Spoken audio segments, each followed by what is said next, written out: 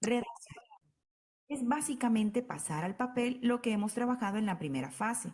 En este punto se escribe de acuerdo a la intención comunicativa, cuidando ser claros y concisos, respetando siempre las reglas de nuestra lengua.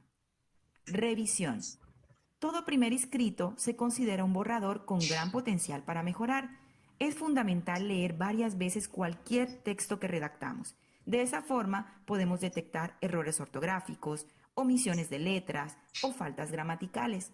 También tenemos oportunidad de eliminar expresiones repetidas o ajustar la extensión de los párrafos.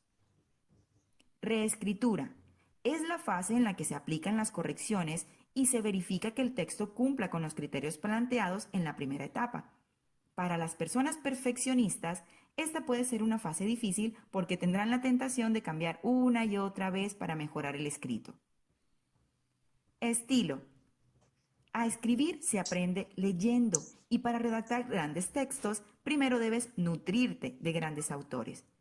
Revisar obras literarias, clásicos del género dramático o incluso ensayos filosóficos nos ayuda a ir más allá de comunicar un mensaje correcto a nivel gramatical. Crear textos armónicos, amenos y agradables requiere de mucha práctica y cada autor tiene la tarea de desarrollar un estilo propio que sea su firma y sello de calidad. Seguir estas fases te facilitará la realización de escritos que, además de presentar tus ideas, sean muestra de tu esencia, principios, valores y capacidades.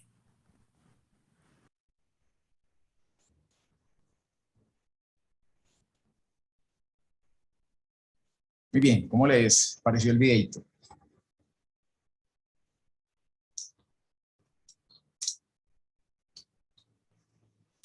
Los pongo en el chat el enlace para que les quede y pues encontrarán más ahí alrededor de ese video. Es muy sencillo, tiene 5 punticos, pero que son absolutamente esenciales. ¿Tienen algún comentario frente al video? ¿Alguna apreciación?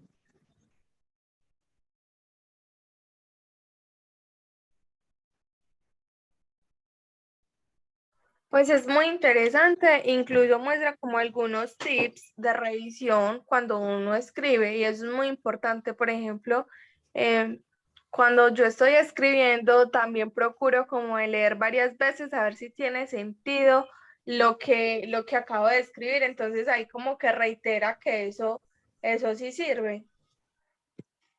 Muchas gracias, Laura, por tu participación. Eso es absolutamente esencial. Miren, dentro de esos clips, yo sé que estamos absolutamente ocupados, que los tiempos son muy limitados, algunos trabajan y estudian, pero una recomendación fundamental que yo les doy. Miren, si ustedes tienen que entregar un texto que es para revisión o para entrega al docente o a la revista, qué sé yo, o al, o al coordinador de la agencia de prácticas donde están, tienen que entregar un informe, por ejemplo. El informe lo tienen que entregar el viernes. Muchachos, ustedes el documento, el que ustedes consideran que va a ser ya casi el final, debería, por máximo, a más tardar, estar el martes por la noche listo. Sí, el texto lo tienen que entregar el viernes. ¿Por qué razón?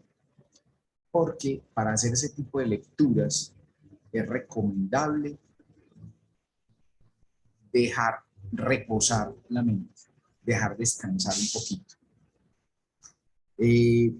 Cuando yo vengo trabajando en un texto hace varios días, llega un momento en el que ya está el texto casi final y yo lo leo por última vez, pero he venido trabajando con él secuencialmente durante toda la semana, yo ya no le veo los errores. Yo todo lo que lea lo veo bueno.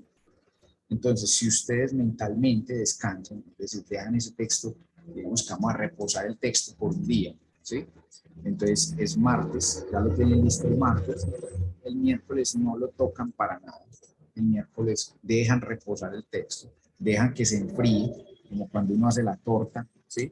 Que uno la debe dejar enfriar para poder que despegue bien del recipiente donde la elaboró, porque si no se va a destrozar el momento en que lo va a cambiar de recipiente.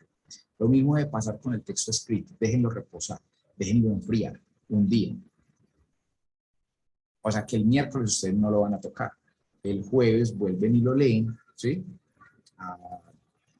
yo recomiendo que se lo den a un tercero para que se los lea.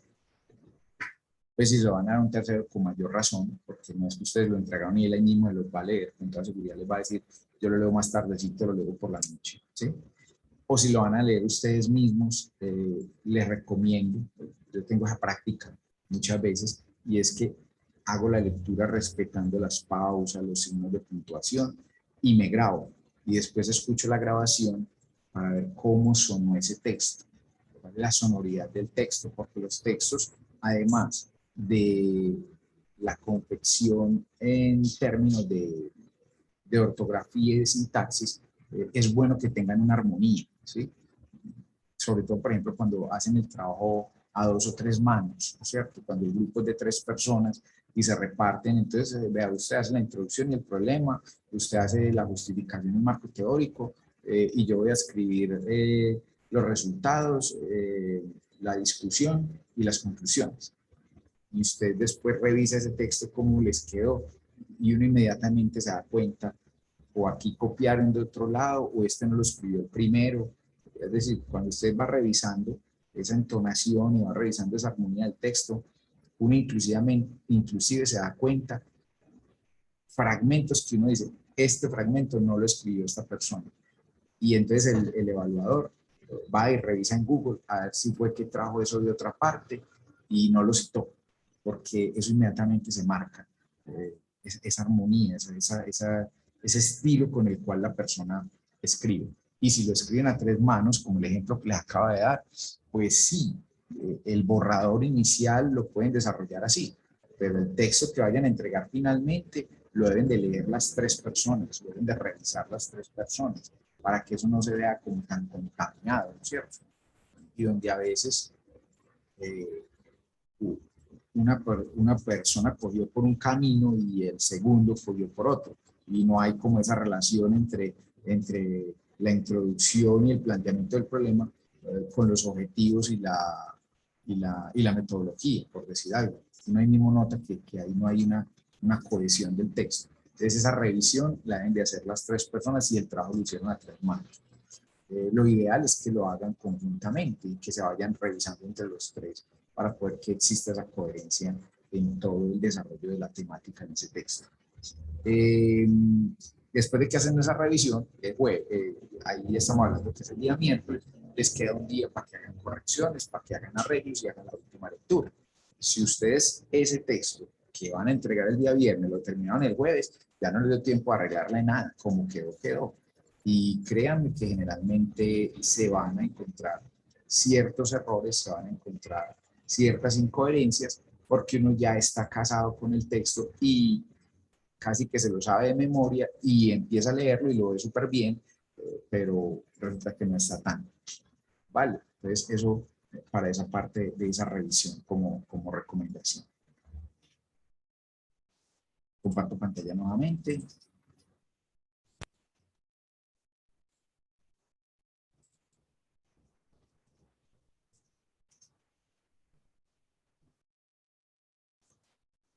Y por acá les dejo una presentación en el chat.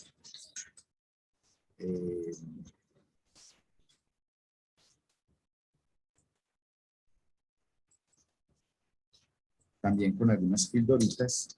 Don Álvaro, Marx te está alzando la mano, qué pena. Sí, dale. Sí, como estoy presentando, no veo quién está levantando la mano. Sí. Hola, profe, ¿cómo está? Muy bien, gracias. Me alegra. Bueno, ¿puedo comentar algo respecto al video de lo que dijiste? Sí, Perdón claro. la interrupción. Bueno, estoy totalmente de acuerdo tanto con el video como con tus comentarios. Sin embargo, quiero añadir algo. Y son 3 factores, que es el de el tiempo, la actitud y la disciplina. Bueno, nosotros los colombianos tenemos una fama interesante en torno a la disciplina, pero eso es algo que hay que revisar también. Que si la persona es más organizada, de verdad es puntual, de verdad tiene cierto nivel de limpieza y organización, le es más fácil tomarse su tiempo para avanzar paso a paso por un escrito que tenga que hacer.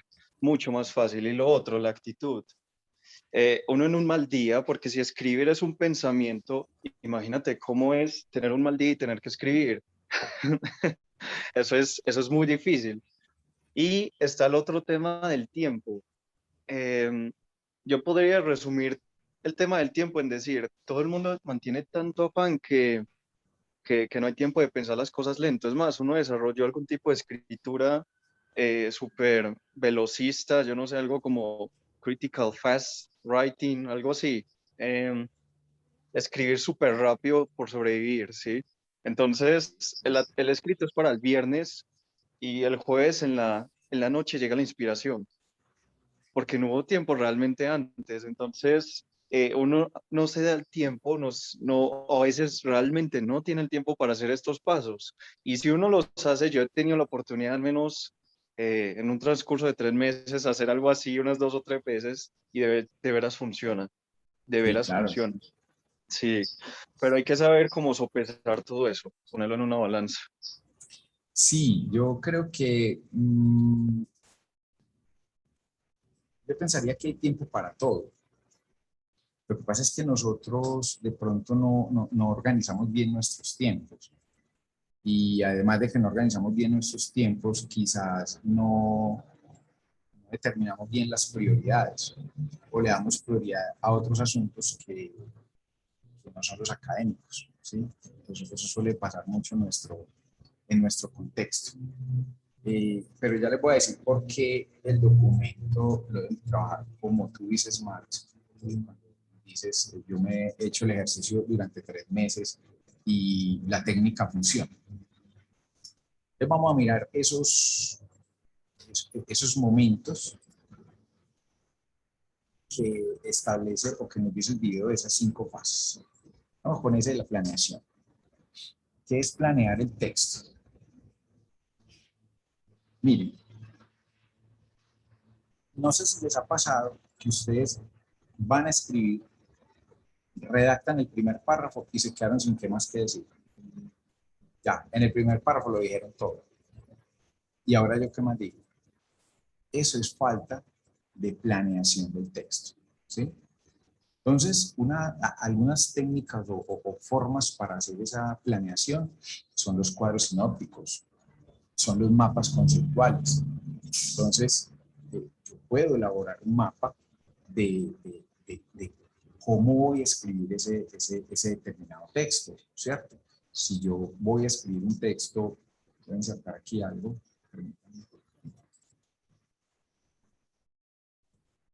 y estoy escribiendo un texto que tiene que ver sobre la escritura, ¿sí? Entonces,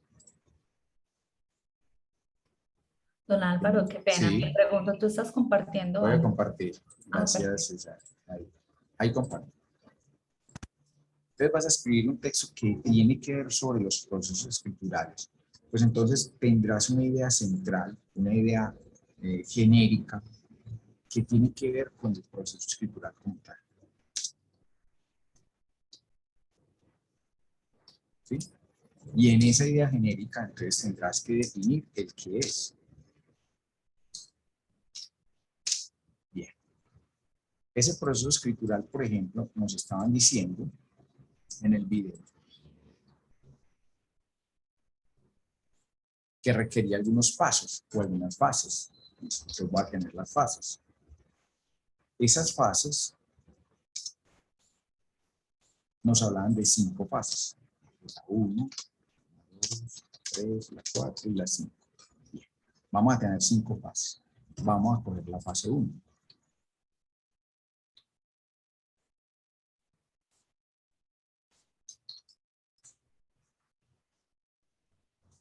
Perdón un segundo.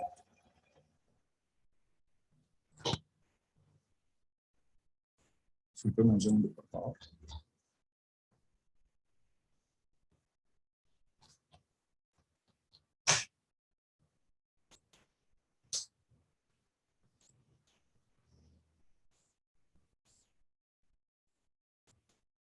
Estoy compartiendo, hermano.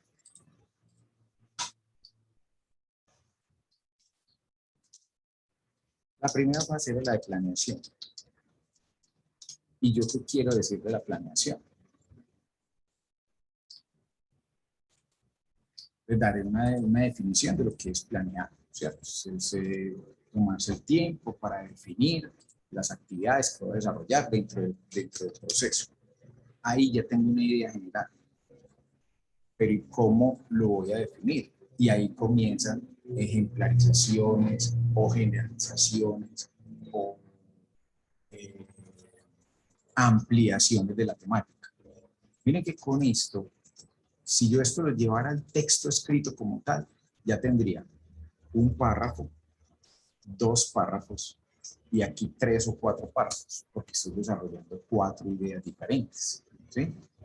Entonces, lo que yo iba a decir no se me quedó en el primer párrafo, porque estoy estructurando cómo voy a decir eso y en qué momentos los voy a decir. No sé si me entienden eso, del poder elaborar a partir del desarrollo de ideas o el desarrollo de mapas conceptuales o el desarrollo de cuadros sinópticos. Por ejemplo, para trabajar esta charla, lo que planifiqué antes de hacerla, comparé 2 maneras de presentar las fases del proceso escritural, la que yo venía desarrollando y la que me ofreció mi compañero Carlos Muñoz, que es quien desarrolla los estudios de la escritura, y vamos a hacer un comparativo entre estos dos modelos de cómo desarrollar el proceso escritural, y vamos a conjugarlos, ¿sí? Si yo me vengo acá a decir, vea, es que el proceso escritural contiene 5 fases y son estas, estas y estas, en los primeros 10 minutos ya me quedé sin nada más que decir. ¿Me comprenden entonces eso de lo que significa planificar el texto? Y es planificar el texto tanto en términos de lo que yo quiero decir, como en términos de cuáles son los momentos en los que yo los voy a desarrollar, más o menos cuánto tiempo voy a necesitar para desarrollar cada uno de esos momentos o fases que voy a trabajar. Eso en cuanto a lo que tiene que ver con la planeación. Luego va a venir la redacción, que tendrá que ver entonces con esa intención comunicativa que la veremos un poquitico más adelante.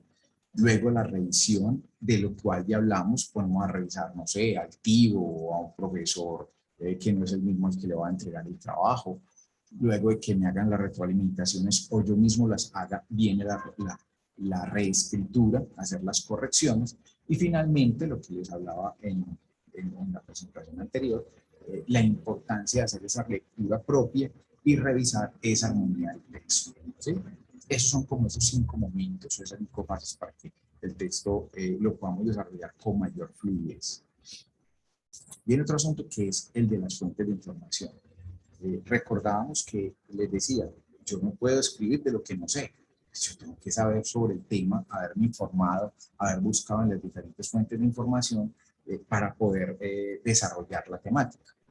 En lo que son las fuentes de información, pues yo creo que ya con nosotros, todos ustedes han visto las diferentes fuentes, los repositorios, las revistas, las bases de datos. Ahora, pues obviamente yo le daré más fuerza a los libros cuando estoy desarrollando el marco teórico. Le daré más fuerza a los artículos de revista y a los trabajos de grado, a las disertaciones o tesis o trabajos de grado, cuando estoy revisando los antecedentes, ¿no es cierto? Y tenemos que darle orden a esa documentación, ¿sí? Ustedes hicieron 20, 30, 40, 50 lecturas y después ¿qué hacen con todas esas lecturas que hicieron? Entonces es muy importante que ustedes trabajen fichas técnicas de lectura, donde me quede la referencia bibliográfica, o sea, cómo sería la bibliografía de ese documento, donde pueda esbozar si la ficha que yo estoy desarrollando o lo que extraje de allí es textual, o sea, copié y pegué en la ficha, o es un comentario que yo hago a partir de lo que pienso de esa lectura que acabo de desarrollar, o si lo que yo estoy haciendo es como una especie de resumen, lo que denominamos parafraseo, es decir, la ficha de resumen es textual o es de opinión frente a lo que yo acabo de leer. Y donde tenga palabras claves que me identifiquen cuáles son los temas que se están abordando en esa lectura que acabo de realizar.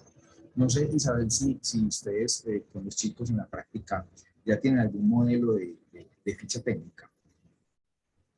Sí, nosotros trabajamos con unas fichas y esas fichas nos van ayudando como ese proceso previo para la elaboración ya del escrito. Ok, perfecto. Entonces, supongamos que estamos trabajando. En algún momento yo desarrollé un trabajo que se llamaba Agentes Educativos, Tecnología y Discurso.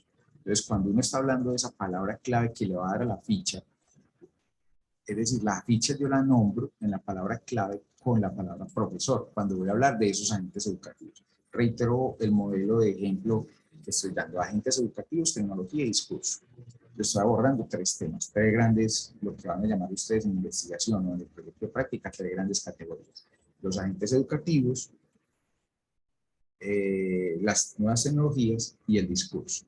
Entonces, cuando hablamos de esos agentes educativos, en el trabajo que yo desarrollé, dije, bueno, los agentes educativos que yo voy a trabajar son el profesor, la familia, las madres comunitarias y las instituciones de educación superior.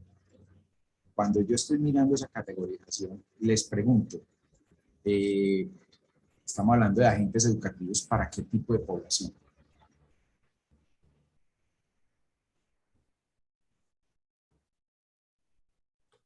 Primera infancia. Correcto, claro, porque si tenemos como agente educativo la familia y las madres comunitarias, de entrada eso me está dando por sentado que van a ser niños, ¿no es cierto? Ahora, si yo saco madres comunitarias y quizás saque familia y deje solamente el profesor y las instituciones educativas, posiblemente esté hablando quizás de estudiantes de universidad, ¿no es cierto? Que allí el agente educativo ya es diferente y podría entrar como agente educativo el estudiante mismo por todo este asunto de los aprendizajes de pares, ¿cierto?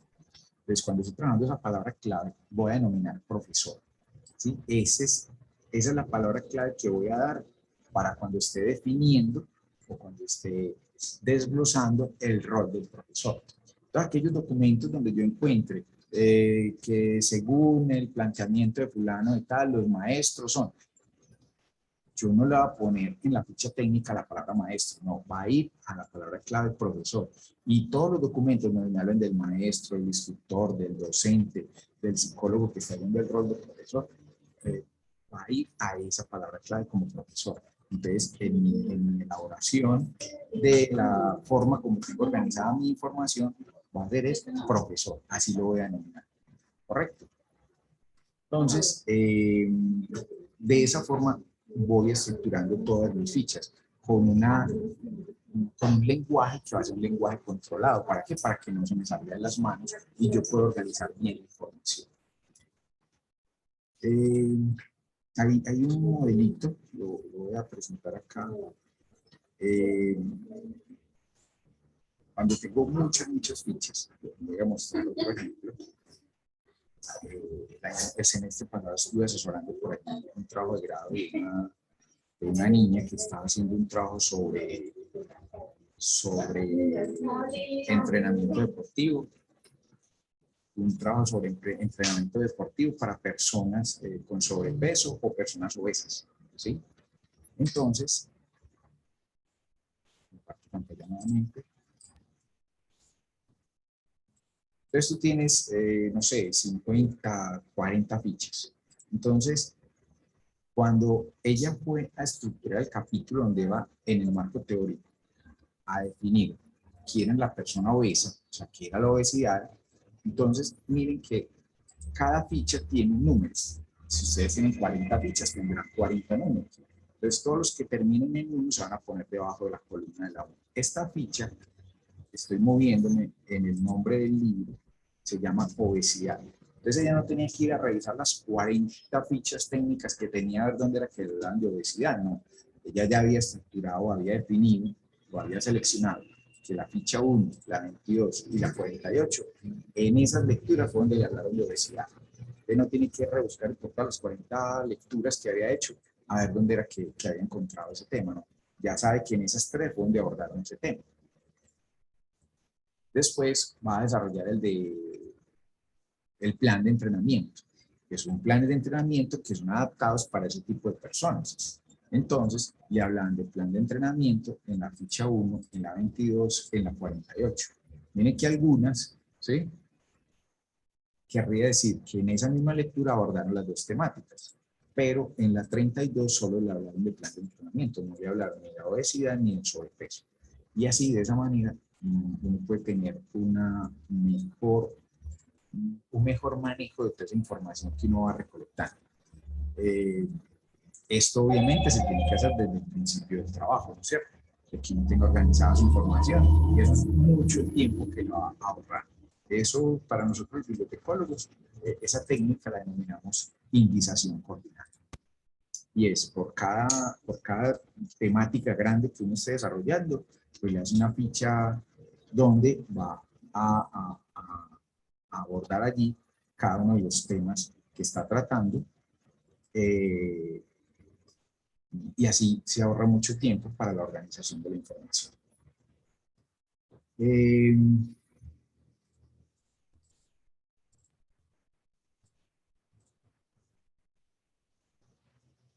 Preguntas hasta ahí con esta organización de la información. ¿Está claro para todos? Profe, siempre deben haber palabras claves, o sea, siempre tiene que tener uno las palabras claves para el Sí, trabajo. siempre en los trabajos debe tener una categorización. Mira, no sé, tú por ejemplo, ¿qué trabajo estás desarrollando ahorita? No, profe, yo apenas estoy en primer semestre, Ah, perfecto. pues No sé estoy, si alguien nos quiere compartir qué trabajo está desarrollando actualmente.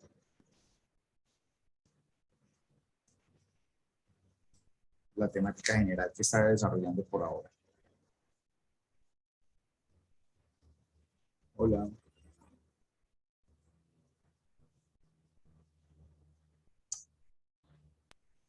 Profe, perdona, ¿a qué te refieres exactamente? Si están desarrollando un trabajo en la práctica o un trabajo de investigación, ¿qué tema están desarrollando?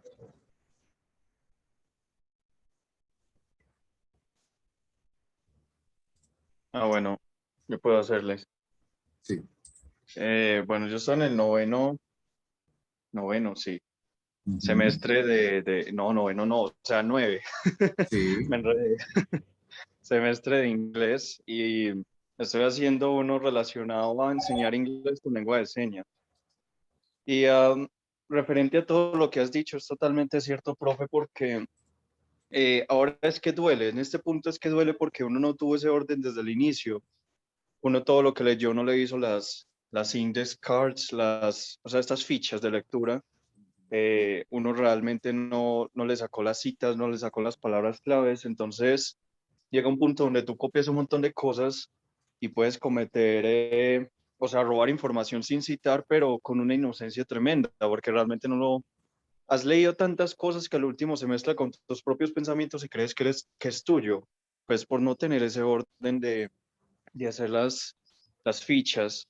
Y lo otro es que sí, es bueno tomarse eso con mucho tiempo y planeación, una planificación tremenda para ir copiando, escribiendo paso a paso, hacer lluvia de ideas, hacer estrategias de escritura y, y entregar muchos bocetos y recibir también crítica de pares, o sea, que bueno, que alguien más lo lea y le diga a uno, esto aquí que está cargado de prejuicios o no.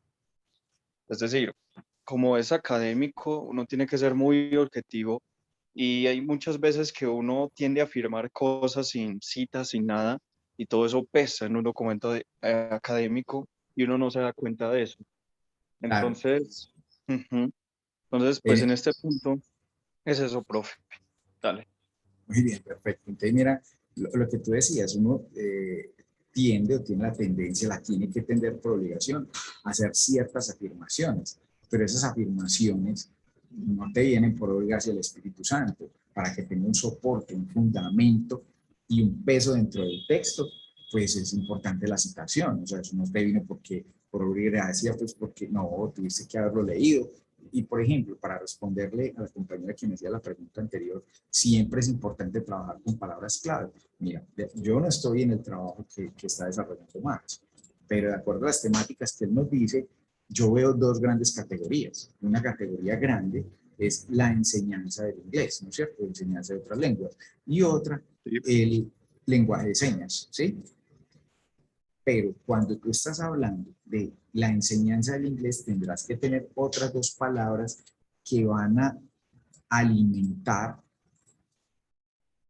para que haya una derivación de lo que es esa enseñanza del inglés.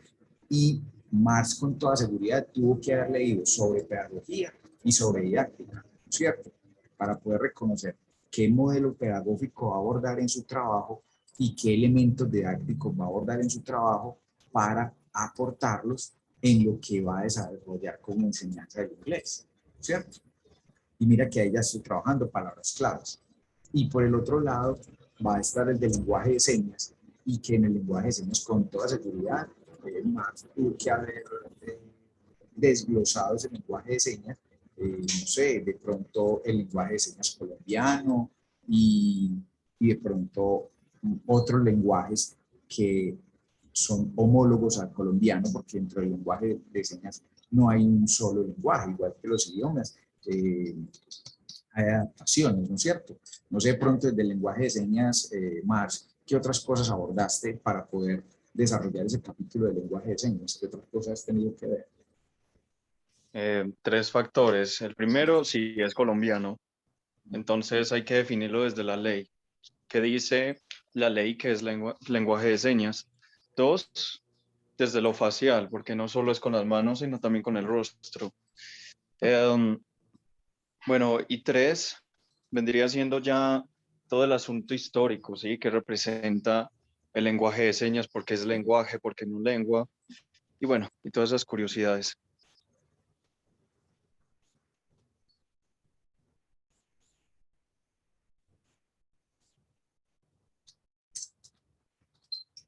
¿Sí?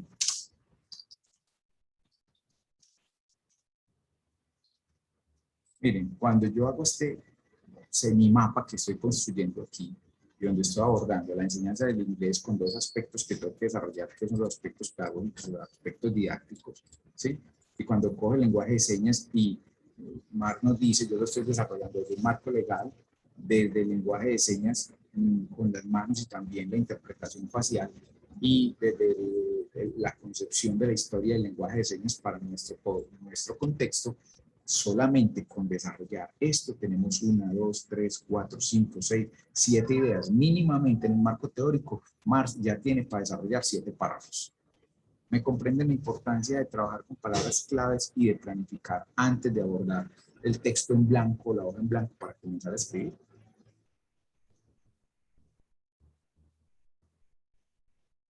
Profe, sí, ya entendí. Ok, perfecto, muy bien. Ok, ahora vamos con los estilos, ya que vamos como comenzando a cerrar, porque vamos a quedar solamente media horita para que tengamos un espacio de preguntas si los tienen. Entonces ya vamos a tener lo que tiene que ver con los estilos. Y pues aquí podríamos hablar de 3 grandes, que son el periodístico, donde entra lo informativo, el reportaje, el literario, donde entran todos los géneros literarios narrativos, novela, cuento, crónica, no, la crónica es periodística, novela, cuento, microrrelato, etcétera. Y el científico, donde viene pues o la monografía o el libro o los artículos de revista, y los artículos de revista de acuerdo a todas sus modalidades, que en términos generales son los de divulgación, las editoriales, el artículo resultado de investigación y la revisión teórica. Ah, bueno, esos divulgativos también podría entrar ahí muy cerquita de la revisión teórica y los de opinión, ¿sí? Que abordan hacia reflexiones, artículos de reflexión. ¿De qué va a depender eso? Entonces, es la forma personal de elegir las palabras, lo que les decía ahora del ritmo, ¿sí? De esa armonía, el orden y la forma de los textos. Y eso va a depender de los objetivos que yo esté persiguiendo con el texto que estoy escribiendo. Si mi objetivo es presentar cuál fue el desarrollo de la investigación, pues entonces posiblemente será de tipo expositivo, ¿sí? Y lo presentaré en un formato de artículo de resultado de investigación. ¿Ve? Entonces, esos objetivos que yo planteé para mostrar lo que ya desarrollé o el tema que desarrollé, pues son los que me van a determinar la tipología y el formato en el cual voy a presentar ese texto. ¿Bien? Eso es lo que me va a condicionar el tipo de documento que voy a entregar. Lo otro que tendré que tener en cuenta es el destinatario, que lo vimos ahora, dependiendo de la población. Si es para la población en general, pues yo no lo voy a publicar en una revista indexada en Scopus, pues porque en Scopus no lo lee todo el mundo. Lo presentaré en un blog o lo presentaré en un video. No, si es para la comunidad académica, pues lo voy a presentar en una revista indexada o en un libro, ¿sí? Un resultado de investigación. Si lo voy a presentar para niños, una cartilla después de un proceso de práctica, un proceso de investigación y que dio como resultado un documento que quiero presentar para niños, pues lo más seguro es que voy a trabajar tipo cartilla o tipo folleto, ¿no es cierto? O tipo video infantil, ¿no es cierto? Que podría ser un video animado, ¿sí? Todo eso va a determinar cuál va a ser el texto que presento y en qué formato lo presento. Y pues lo otro es si lo que yo voy a trabajar busca persuadir, si busca argumentar, si busca convencer, ¿sí? Les voy a dejar este enlace donde profundizamos más sobre esas tipologías textuales y los condicionamientos que se van a determinar de acuerdo a los objetivos. Entonces en el chat les dejo este enlace. Voy a llamar tipología textual.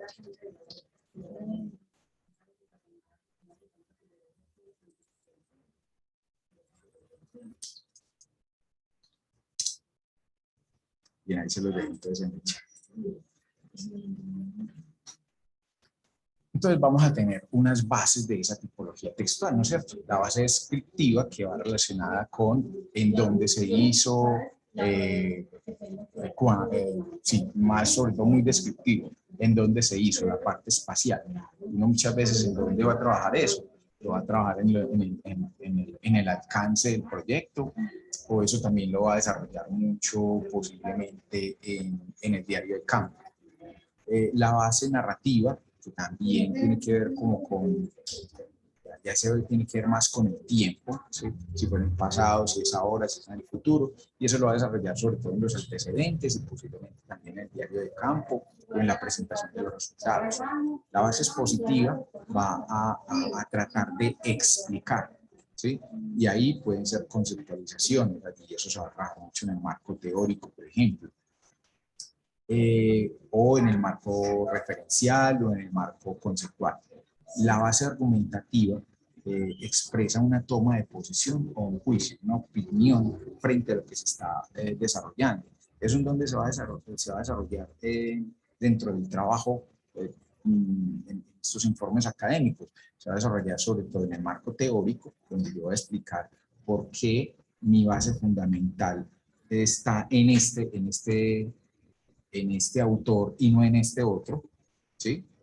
O también se va a trabajar mucho en la triangulación de la información y posiblemente en las conclusiones, porque ahí lo que yo voy a tratar es de convencer a ese lector de que mi trabajo tiene una buena base teórica, que tiene un buen desarrollo metodológico y pues que las conclusiones que me arroja después de todo ese desarrollo metodológico son las siguientes. Ahí tenemos una base argumentativa.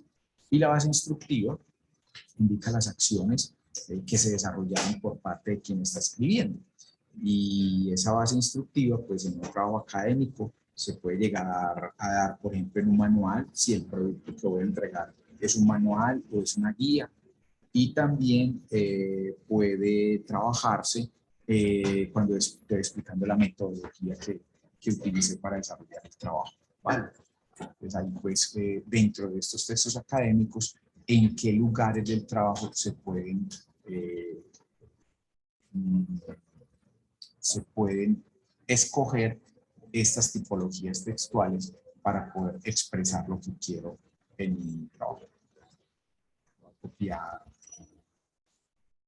esto, también se lo tengo en el chat, un enlace que nos va a ampliar esta información para quien quiera profundizar en esto de las tipologías textuales.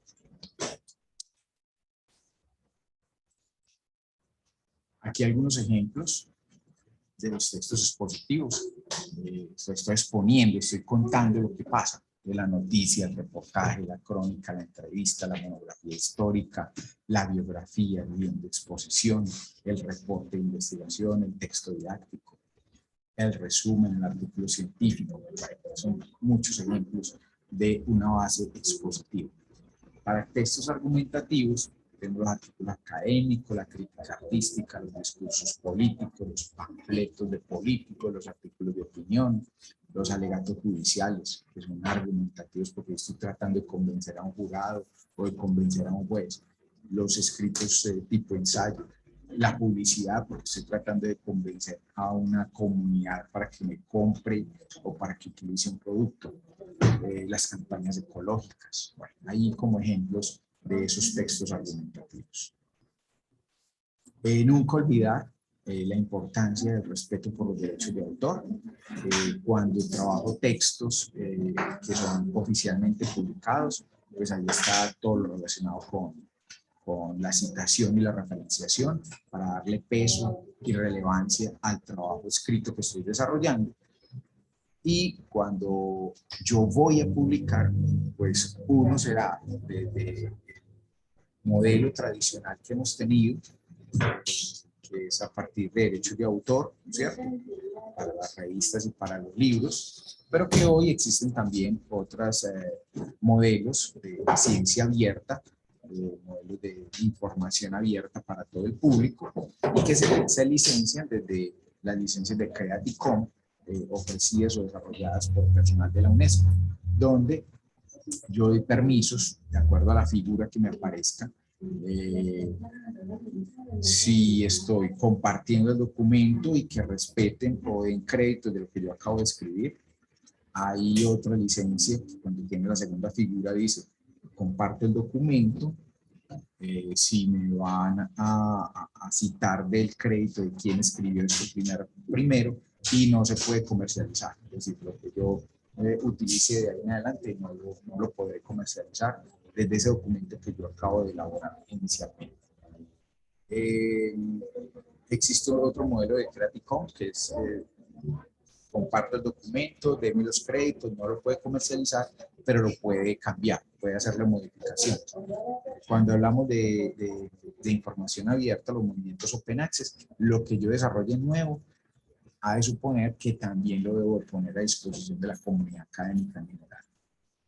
Hay otra licencia que es, puede compartir, deme los créditos, no se puede comercializar y si lo va a recompartir en otra plataforma, tiene que ser igual, no le puede hacer cambios. Bueno, esos son como los diferentes modelos de licenciamiento con Creative Commons y que tiene que ver estrictamente con manejo de derechos de autor.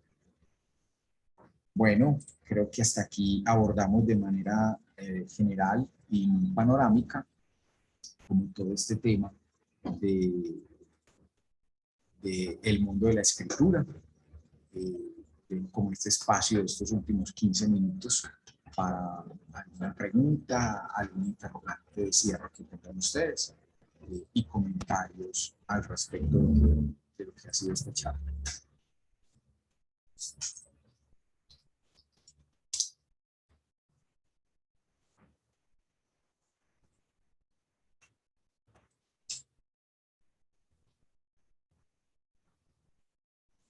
Don Álvaro, no, de mi parte, agradecerte por este espacio que sé que va a ayudarle mucho a las estudiantes, en específico esos tips que ibas dando en relación con el marco teórico.